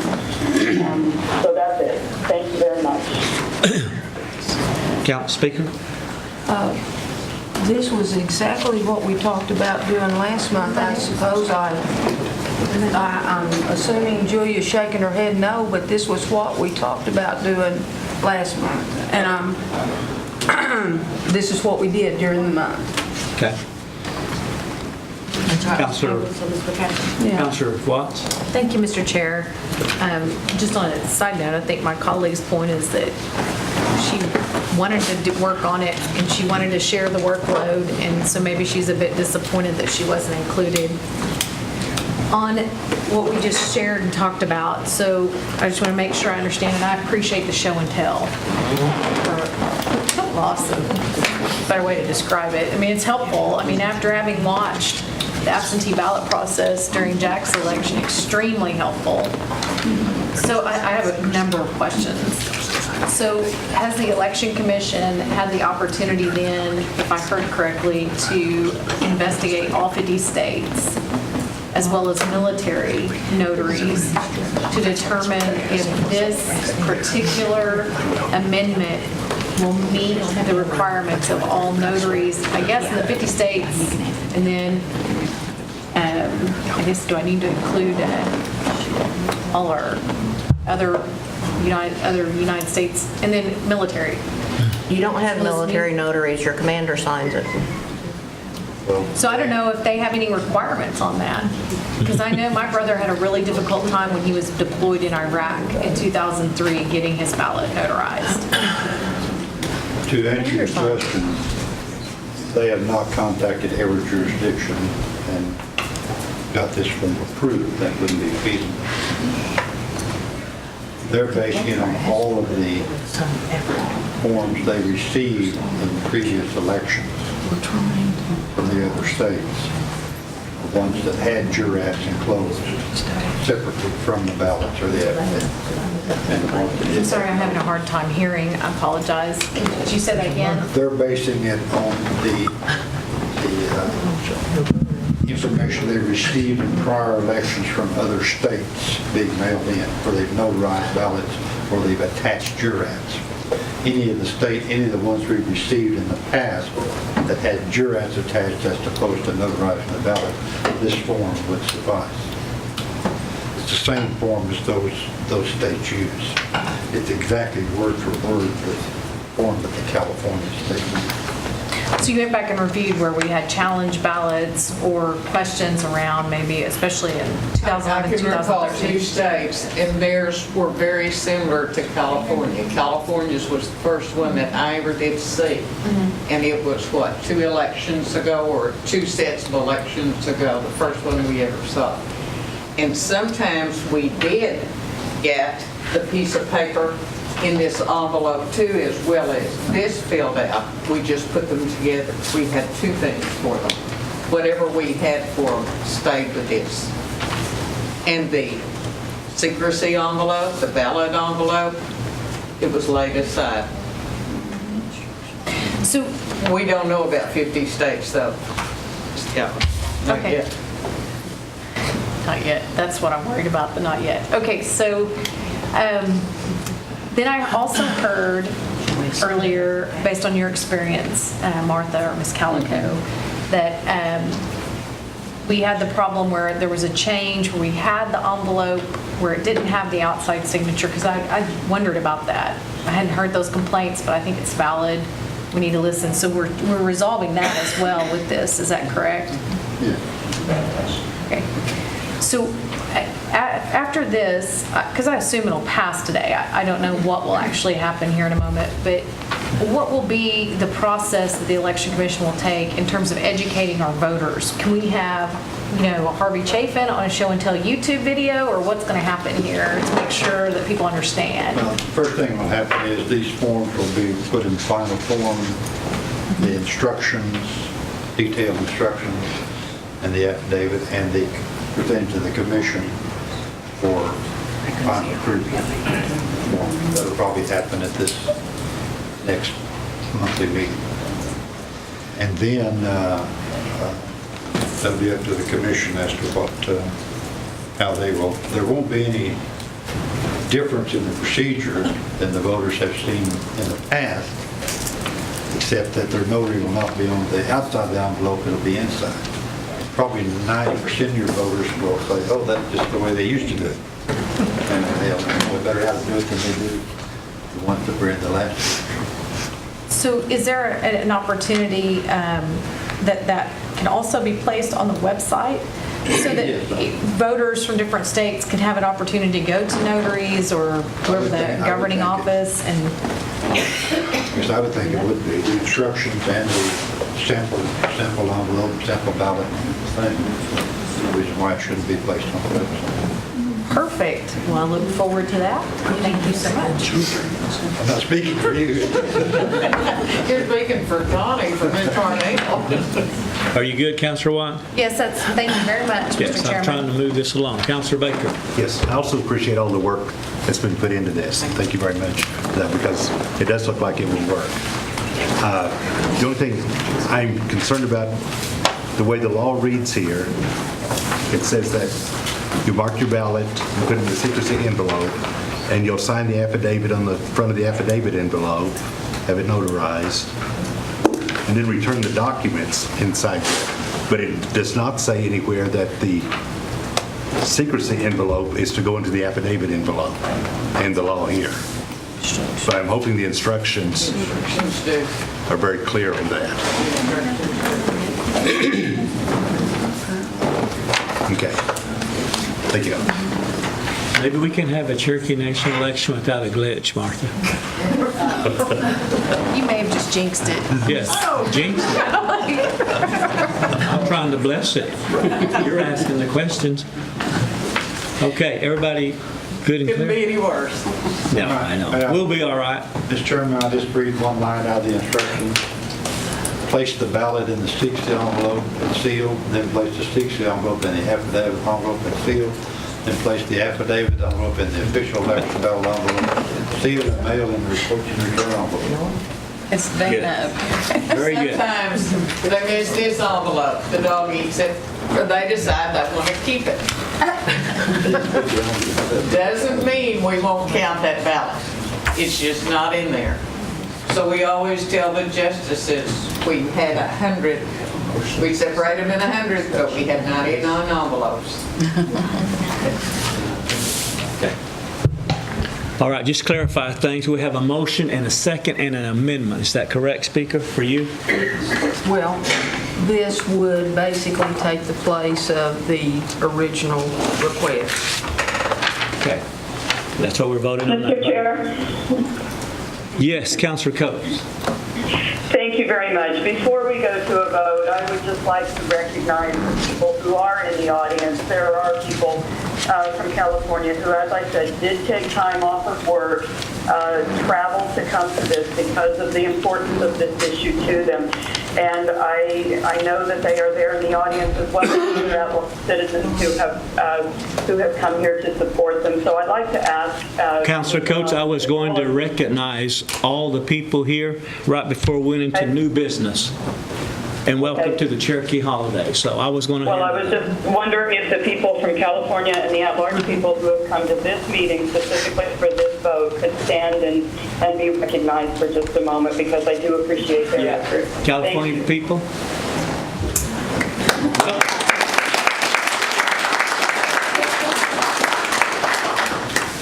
Okay. Are we ready? All in favor, signify by saying aye. Aye. All opposed? I didn't hear any opposed, okay.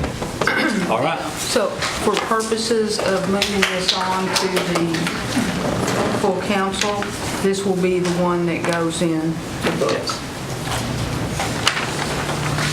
Okay, we'll drop down to new business. Thank you very much, Harvey. And I will not be watching you on YouTube if you do. Resolution, yes, Speaker, you want to take that? Number 2. I can handle it if you want me to. This is a resolution. Frankie, why don't you handle that one? It's a resolution authorizing Cherokee Nation to become a member of the National Congress of American Indians and to appoint the tribal... Second. Motion second, discussion. All in favor, signify by saying aye. Aye. Okay. Yes, the next resolution, Councilor Thornton, you want to take that? Yes, this will be a resolution confirming the appointment of Steve E. Barrick as a commissioner to the Cherokee Nation Gaming Commission. Second. Motion and a second. Is Mr. Barrick here? Yes. Will he please come forward? Have a motion, second, discussion. Councilor Watts? Thank you, Mr. Chair. And who is Mr. Barrick replacing on the Gaming Commission? Is Jamie still here? Is he replacing anybody? Jamie, can you answer that question? The term for Jason Soper is expired as of the end of August. And was he informed of the change? You're asking the wrong person. From my understanding, yes, he was. Hi, Mr. Barrick. Nice to meet you. How are you doing today? Very good. Very good. Thanks for being here. And do you have any, I couldn't tell, but it didn't look like you have any prior experience, which is not required. I just want to make sure in gaming. And what is your interest in gaming? It's always been an interest. I just want to make sure that, people have a fair chance, equal opportunity when they go there, and help the nation make a little profit also. And it doesn't state on there, are you a Cherokee Nation citizen? Yes, ma'am. Okay, very good. Well, thank you for your time. Thank you for your service in our school systems, too. Thank you, Mr. Chair. Okay, any more questions? Yeah. Yes, Councilor Thornton? Mr. Barrick, you are a Cherokee citizen? Yes, sir. What's your quantum? 8th.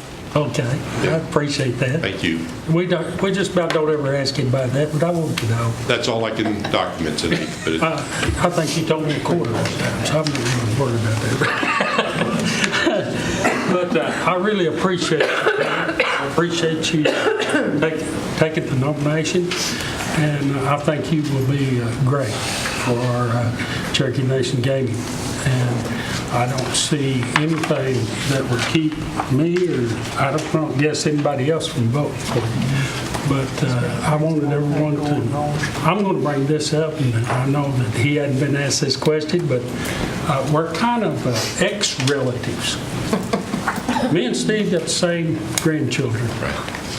So I want to make sure everybody knows that before they vote.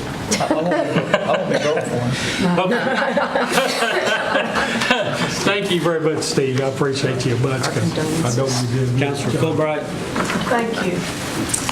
I want to say I highly recommend Mr. Barrick. He's doing a wonderful job as high school principal at Roland. He's been there, this was going to be his 5th year. yes. And he's just outstanding. My son-in-law teaches there. He thinks the world of him. The teachers really like him. Students like him. He walks the second mile for the kids, and I know he'll make us an outstanding gaming commissioner. Councilor Fisher-Knopp? Are you kin to Keith? He's my older brother. Okay, He claims he's my younger brother, but he's actually my older brother. okay.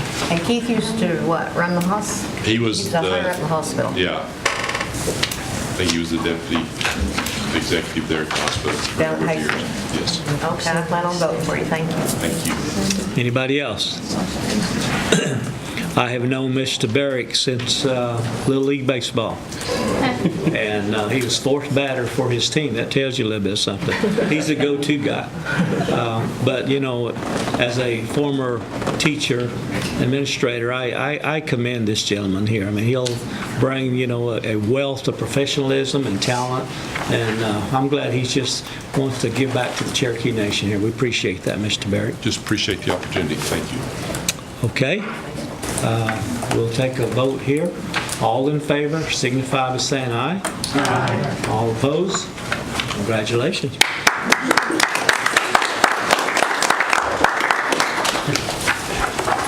Okay, moving on down here, we have Councilor Fulbright. You want to take that? Yes. This is a resolution confirming the nomination of Ricky Kelly as a board member of the Cherokee Health Partners, and I recommend his approval. Motion? And I'll make a motion. Second? Questions? All, Councilor Watts? Thank you. Is Rick here today? I believe I saw him in the back. Mr. Rick Kelly, you're wanted. I was trying to get you out of it. You raised up. Good afternoon. How are you doing? I mean, you are highly qualified, I have no doubt. So I was trying to remember, and maybe the AG's office will help. And I apologize, it's been a crazy week, so I haven't had a chance to give you a call, even let you know what my questions might be.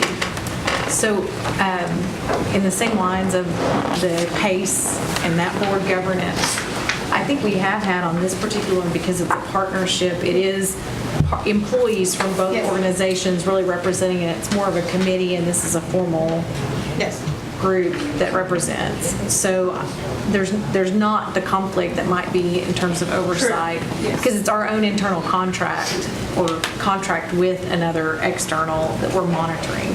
Is that correct? Well, this is, Health Partners is a partnership between Tahlequah City and Cherokee Nation. Okay. To provide shared services. utilization of services between the two. Just like the surgical Yes. rooms and Yes. such, right? So- Yes, that and With predominantly nuclear imaging, that's what we would start. We've added a few radiology at services at Hastings. Okay. Started at nuclear imaging. in the past, it was PACE over that, but because it's really more Cherokee Nation that is in that partnership. I mean, not yeah, this PACE. makes sense, so. Yes. This is a good reminder, thank you. So actually, because part of your job responsibility is this contract anyway, is that correct? Okay, which contract are you referring to? The shared services contract, the health partners. There is a contract, yes, for shared services. I'm just trying to, so what is so there's staff that need to oversee stuff, and then we're creating this, we have this board. Yes. And it's separated out from PACE now. So what are, These same people have been on the board for a while now. They were just put on there by PACE. And so they've been on here before, and the only reason we're doing this now is because now The that they're Cherokee Nation, we need tribal council to officially put them on there. But these same people have been on there for. very good. We're not going to have to pay Rick more then, because he's already been doing No, it. this doesn't change anything that's already been done. It's just a matter of getting your approval versus PACE's approval for them to be on this board. Very good, this is helpful. Thank you for your service, Rick. Thanks, Elizabeth, for answering this question. Thank you, Mr. Chairman. Welcome. All in favor? Aye. All opposed? Okay, Rick. Councilor Fulbright, you want to take that one? Yes. A resolution confirming the nomination of Sandy Taggart as a board member for Cherokee Health Partners. I put that in the form of a motion. Motion, got a second? Discussion? Councilor Watts? Is Sandy here? Yes. Just to be seen, that's what I thought. If we're appointing it and it's going through the council, it's always good to see you. And this will just be the same case, and you've already been doing this work? Right. Okay, very good. That's it? Yep. I mean, the people, if we're going to be elected to do this, then they need to be seen too. So thank you, Sandy. Thanks, Mr. Chairman. All in favor? Aye. All opposed? Okay.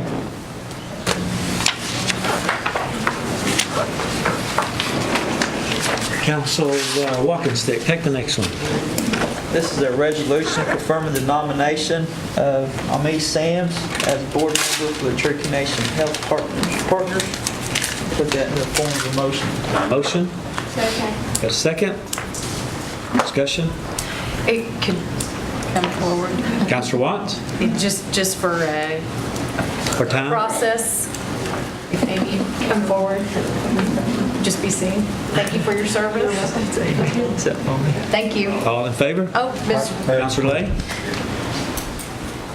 Amy, do we do the books for Health Partners and PACE, or do you do them? No, sir, we don't. Tahlequah City prepares the financial statements, and we review those at our board meetings every month. Thank you. Okay. Hey, Amy, I apologize for butchering your name. That's okay. I said Ami. That's okay. It's Amy. I spelled it I apologize. That's okay. Okay. Thank you, Chair. You're good. All in favor, signify by saying aye. Aye. All opposed? Thank you, Amy. Okay, Councilor, Mr. Lay, you want to take the next one? A resolution confirming nomination of Brian Hill as board member for Cherokee Health Partners. Motion, second? Second. Got a second? Discussion? All in favor? Signify by saying aye. Thank All- you. All in favor, signify by saying aye. Aye. All opposed? I've seen Brian enough. I see him every day. Love Brian. Okay, Councilor Vasquez, you want to take the next one? Sure. This is a resolution confirming the nomination, whoops, that was Brian Hill, we already did him, sorry. Confirming the nomination of Connie Davis as a board member for Cherokee Health Partners, and I so move to make this. Got a motion, second. Discussion? There she is. Yes. Sure, you've seen me enough. Councilor Day. How's your foot? It's much better. Keep the boot off this week. Thank you. All in favor, signify by saying aye. Aye. All opposed? Councilor Garvin, will you take that last one? Would you take that last one, please? Resolution confirming the nomination of Dr. Roger Montgomery as board member for the Cherokee Health Partners. I make a motion to be approved. Second. Motion, and second. There's Dr. Roger Montgomery. There it is. All in favor, signify by saying aye. Aye. All opposed? That concludes our new business. Any announcements, council member? Yes, Councilor Baker. Mr. Chair, with your indulgence, could I have the at-large people stand and introduce themselves and also tell the organization they're from? Absolutely.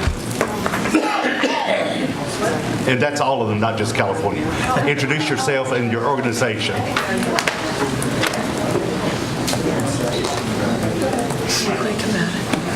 Ready? I'm Patricia Wilson from Los Angeles. Welcome. Thank you. And your organization, if you belong to it. Cherokee LA. Hi, my name is Emma Stubbs, and I'm a citizen and mother, and grad student at UCLA, and also secretary of Salagi LA. Good afternoon, my name is Brandon Caruso, here from Salagi, Los Angeles. Okay. Good afternoon, my name is Lisa Ronning. I'm from San Diego, California, and a member of San Diego Cherokee community. My name is Virginia Hall, and I'm from Chula Vista, California, and I'm a member of the San Diego Cherokee community. My name is Linda Willard, and I live the Valley of the Sun Cherokees in Phoenix, Arizona. Tanya Armendariz, Valley of the Sun Cherokees in Phoenix, and I serve as vice Cherokee Health. Okay. My name is Linda Flores, and I'm with the Cherokee Township in San Antonio, and I'm on the board. Good. I'm Deb Reed. I'm a member of the Tulsa Cherokee Community Organization. Hi, Deborah Scott with the Houston group. You will be with us during the week, Cherokee holidays? Oh, yeah. Welcome. We thank you for being here. Thank you. Any more announcements, Councilman? Mr. Chairman, you're missing two people. My name is Kurt West. I'm from Klamath Falls. There's no organization close to me, about 150 miles, so I'm kind of out there by myself. Wow. And I'm here visiting for about the last 4 months. Good, good. Yes. I'm Susan Armstrong, from the Indian Women's Oklahoma Club. I'm in Dallas, Texas. Okay. Thank you, Mr. Chairman. Yes. Anybody else? Any more announcements? Yes, Councilor Thornton. I was going to call you doctor here. Yeah. Long day. Yes. I'm David Thornton, and I'm in Oklahoma. But I'm having a community meeting Thursday, the 4th. Everybody's welcome. So come on down. The only thing that I don't see in there is politicking inside that community. Thank you. Any other announcements? Need a motion for adjournment. I make a motion. Got a second. All in favor? Aye. We are adjourned.